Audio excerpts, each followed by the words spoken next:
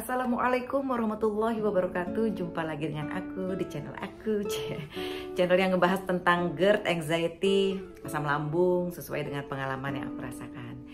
Jadi gini, di video kali ini aku nih bener-bener kepengen ngebahas tentang asam lambung dulu ya. Kalau anxiety kan udah banyak banget video aku. Ya memang anxiety dikupas tuh ada aja, memang aku juga ngerasain dari hari ke hari tuh.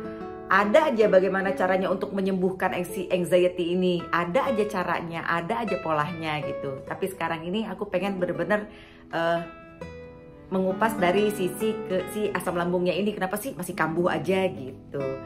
Jadi yang membuat asam lambung kita kambuh, yang pertama ya memang si anxiety. Tentu karena kenapa? Salah satu dari stres. Salah satu penyebabnya adalah stres. Stres itu ya si anxiety itu, si kecemasan kan. Pada saat kita stres, pada saat kita cemas, si asam lambung itu nyemprot gitu, naik lagi asam lambungnya, terus ya sensasi-sensasi lagi gitu kan. Jadinya yang si sempoyongan itu, si keliengan itu, si macam-macam itu, dada berdebar, nggak enak, sakit dan lain-lain itu akan datang kembali gitu. Salah satunya anxiety. Jadi ya itu, pikiran kamu harus positif. Caranya pikiran positif gimana? Nonton video-video aku yang lain juga.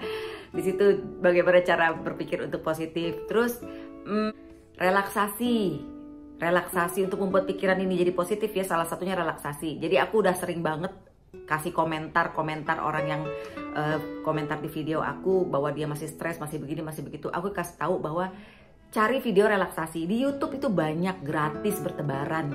Relaksasi, terus juga video motivasi anxiety ada ya.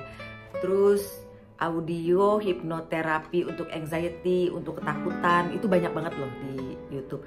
Atau kamu juga bisa dengerin musik-musik yang seperti air mengalir gitu, banyak loh di YouTube. Kamu itu aja audio musik relaksasi itu juga ada.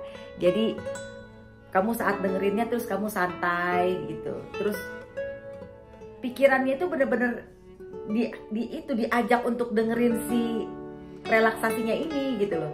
Kayak misalnya kamu pakai videonya Asep Bruder atau Arya Surya, Erick Wibowo juga kayaknya ada tuh dia tuh relaksasinya. Jadi cara kamu ngedengerinnya ya dengerin aja seperti kamu lagi dengerin teman kamu ngobrol, diem aja tenang. Kalau kamu pengen garuk aja gitu. Jadi jangan paksakan diri kamu untuk diem, dengerin si audio ini dipaksa untuk diem. Enggak juga kalau aku begitu. Jadi kalau aku gatel ya aku garuk gitu loh. Tapi pikirannya konsentrasi ke si omongan ini gitu loh, si audio relaksasi ini. Anggap aja seperti orang tuamu, atau kamu bayangin siapa orang yang paling seneng kamu denger untuk pada saat dia bicara. Misalnya teman kamu namanya siapa gitu ya, kamu bayangin aja dia lagi ngomong. Atau siapapun yang kamu percaya, siapapun yang kamu biasa untuk curhat, kamu ibaratkan dia yang lagi ngomong gitu. Nanti kamu dengerin santai, terlalu lama santai. Itu harus sering-sering tuh kamu ituin. Kamu dengerin, kamu lakukan hal-hal yang seperti itu. Aku tuh dulu gitu. Terus atau gini, bangun tidur kamu afirmasi diri kamu.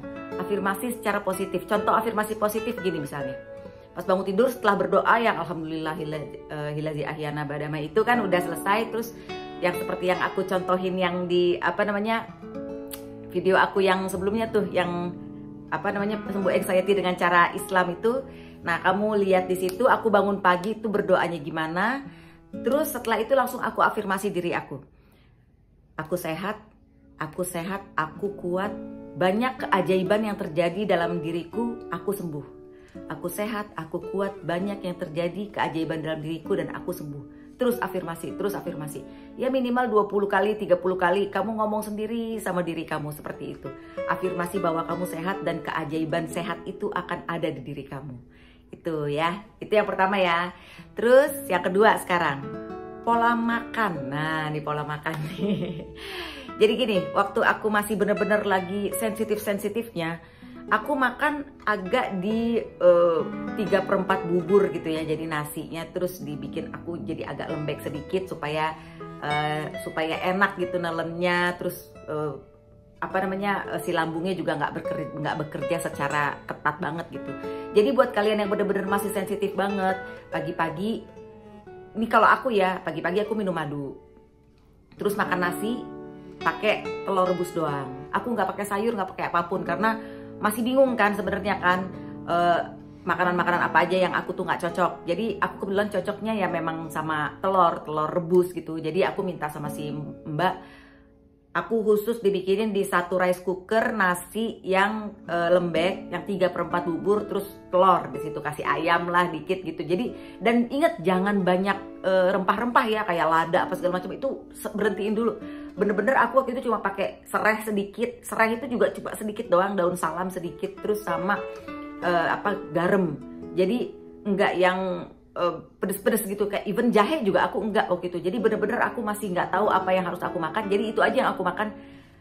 Makan sedikit, 3 jam kemudian makan lagi, 3 jam kemudian makan lagi, 4 jam kemudian makan lagi. Itu aja yang aku lakukan waktu itu. Susu nggak aku makan. Pokoknya bener-bener makanan-makanan yang lain nggak aku makan dulu. Bener-bener stick bahwa tiap 3 jam, 3-4 jam aku makan. Minum air putih yang banyak, air putih hangat, jangan panas ya, air putih hangat banyak gitu. Bahkan teh pun aku belum aku minum pada saat itu, lagi bener-bener lagi sensitifnya ya gitu. Tapi setelah aku udah mulai baikan, nah aku mulai deh tuh sedikit-sedikit makan ini. Jadi jangan dipantang gitu sebenarnya makanan. Kalau kalian berani ya, makanan jangan dipantang. Tapi apapun makanan yang bikin kamu jadi sensasi, kamu catet tuh. Tapi itu setelah udah lumayan ya, udah kamu udah lambungnya udah nggak terlalu sensitif lagi gitu. Nah dicatat deh tuh apa-apa, karena beda-beda orang, beda-beda tuh yang jadi makanan pemicunya tuh beda-beda gitu. Nanti kamu catet apa yang jadi pemicunya, itu kamu jangan dikonsumsi dulu gitu. Apakah itu selamanya? Ya nggak juga. Karena pada saat kalian semakin baik nanti lambungnya ya, kayaknya mantang makan tuh kayaknya yang bener-bener bikin lambung parah aja deh, kayak sambel. Mungkin itu kalian udah jangan banyak-banyak lagi, cukup sekedar ada mungkin gitu loh. Jangan parah lagi lah makan sambelnya gitu. Terus yang asam-asam juga mungkin nggak terlalu bisa lagi gitu. Nanti dilihat aja yang mana yang kira-kira membuat kalian, kayak sayur-sayurannya kan juga beda-beda. Ada yang di aku jadi pencetus, di orang lain belum tentu gitu. Jadi beda-beda setiap orang. Jadi ingat, pada saat kalian masih sensitifnya, coba untuk bener-bener diet makanannya gitu. Tapi jangan sampai telat makan. Terus setelah kalian udah mulai makin oke lambungnya, dicoba untuk puasa. Puasa tuh bagus juga tuh. Dicoba untuk puasa, untuk lambungnya ini kita perlu uji coba juga gitu kan. Uji coba lambung juga, dan ya itu makanan dicoba aja kira-kira yang mana yang membuat kalian sensasi, ya itu jangan dimakan lagi gitu. Dan ingat selalu jangan banyak-banyak makan. Jangan banyak-banyak. Banyak makan itu sangat nggak baik loh buat lambung gitu ya. Kita juga orang Islam tahu ya, makan saat lapar dan berhenti sebelum kenyang gitu. Jadi makan jangan banyak-banyak, oke. Sekarang yang ketiga adalah kunyah makanan kamu dengan baik, dengan sampai agak halus gitu. Karena kenapa? Karena itu penting banget buat lambung kita yang lagi sensitif. Jadi supaya lambung itu kerjanya nggak berat banget. Kalau kamu makanannya asal main makan telan, lambung kamu yang masih sensitif itu akan bekerja sangat gimana sih ya? Ya sama aja kita kayak kalau lagi mau ngalusin sesuatu kan, kalau sesuatu itu kasar banget kan kita jadi ekstra tenaga kan. Begitu juga lambung kamu. Kalau kamu makannya di blek terus makan yang keras gitu, lambungnya jadi bekerjanya keras gitu. Jadi jangan dulu. Kalau bisa kalian makan yang nggak terlalu keras, terus dikunyahnya dengan baik gitu. Dinikmatin aja makan gitu, dikunyah dulu, nanti pelan-pelan masuk gitu. Dan ya banyak minum air putih hangat ya, jangan lupa ya. Seperti tadi yang aku udah bilang, makan jangan kekenyangan, karena itu juga bisa memicu asam lambung itu naik ke kerongkongan, jadi GERD gitu kan. Seperti juga banyak nih ibu-ibu hamil nih yang ngomong, aduh aku kok asam lambung, aduh aku begini, aku begitu. Jadi gini, yang aku pernah baca bahwa karena adanya baby di dalam perut ibu hamil, jadi si lambungnya itu ketekan gitu dengan si baby semakin besar sehingga lambungnya ketekan, sehingga kalau memang dia produksi asam lambungnya banyak, nah asam lambungnya itu naik ke kerongkongan, terjadilah GERD gitu. Dan kalau udah GERD ini kan biasanya kan ya itulah posisi lambung dengan otak kecil itu kan katanya sih ada saluran langsung lah gitu.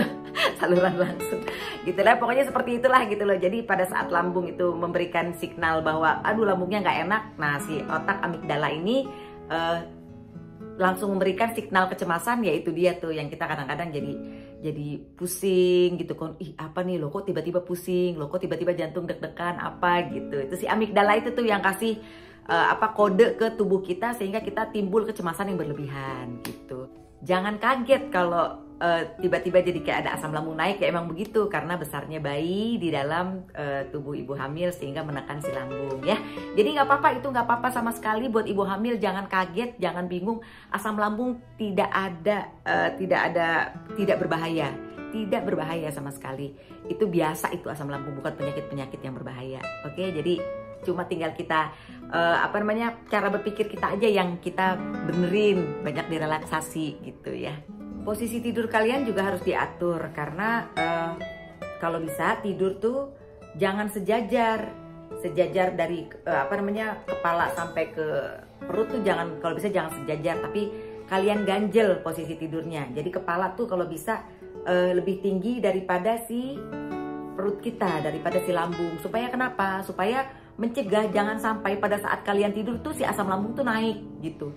Itu tuh yang kadang-kadang bikin orang jadi tiba-tiba kebangun terus sesek napas, terus aduh kok ini sesek napas ya, kok begini, aduh asam lambungku naik, aduh kerongkongan kok begini. Ya itu karena tidur kamu tuh masih sejajar dengan perut. Itu kalau lagi masih parah-parahnya ya, GERD-nya ya gitu. Nanti nggak begitu seterusnya sih. Nanti lama-lama kalau kalian udah semakin sembuh, udah GERD-nya udah asam lambungnya udah nggak terlalu banyak, nggak terlalu parah, itu kalian bisa tidur seperti biasa lagi. Tapi saran aku adalah kalau bisa ya tidurnya gitu, biar nggak kaget gitu tiba-tiba kok sesek napas, kok jantung gue debar-debar, kok apa gitu kan. Kadang-kadang suka gitu kan gitu. Jadi itu caranya adalah pada saat tidur bantalnya dinaikin gitu. Terus ini juga satu nih aku nih. Jadi gini, kalau pada saat aku jam 7 udah makan terakhir, terus jam 10 aku belum bisa tidur gitu kan, jam 11 gitu. Aku biasanya suka makan telur rebus. Telur rebus 1 biji aku makan plus air hangat gitu. Jadi telur rebus itu gunanya supaya kita nggak terlalu lapar juga pada saat tidur. Telur ini juga bagus banget, coba deh kalian baca deh. Makan telur sebelum tidur. Jadi telur juga salah satunya yang bisa menyeimbangkan kadar gula darah di dalam tubuh kita gitu. Putih telur itu gitu. Jadi bagus loh. Jadi gitu aku sebelum tidur makan telur dulu. Tapi kalau udah kelamaan makan setelah makan malam tapi belum tidur malam ya gitu. Itu bisa jadi kalian coba dulu. Siapa tahu kalian juga nggak cocok, siapa tahu cocok gitu ya. Kalau aku sih cocok. Jadi apa yang cocok buat aku kasih tahu ke kalian. Terus salah satunya rokok juga katanya sih pencetus supaya asam lambung ini naik ya gitu. Karena kan asam lambung ini naik karena si otot esofagus di sini itu pada saat kita merokok katanya dia jadi santai gitu, dia jadi longgar sehingga menyebabkan si asam lambung itu gampang naik melewati si esofagus, otot esofagus.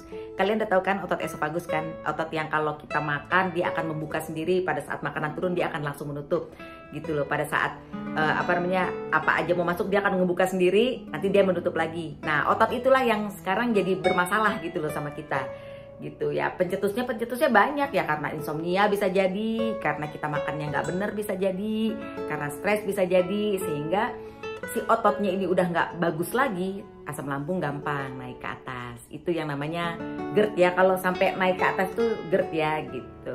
Oh iya, buat kalian yang DM aku yang suka masuk ke Instagram dan mendm aku, mohon sabar ya untuk menjawab DM itu kan memang waktunya nggak fleksibel gitu, dalam artian aku juga kan ada yang diurus kayak anak-anak dan lain-lain gitu, ada pekerjaan juga yang diurus. Terus kalau bisa aku mohon jangan telepon voice call dari DM ya gitu, jangan telepon karena aku nggak akan angkat juga. Karena kenapa aku tidak akan angkat? Kalau aku angkat satu orang aja berarti aku kan harus adil. Kalau yang lain telepon juga aku harus angkat gitu. Sedangkan aku nggak punya waktu sebanyak itu. Karena orang anxiety itu orangnya penasaran banget. Dikasih tahu itu nggak bisa sekali 2 kali.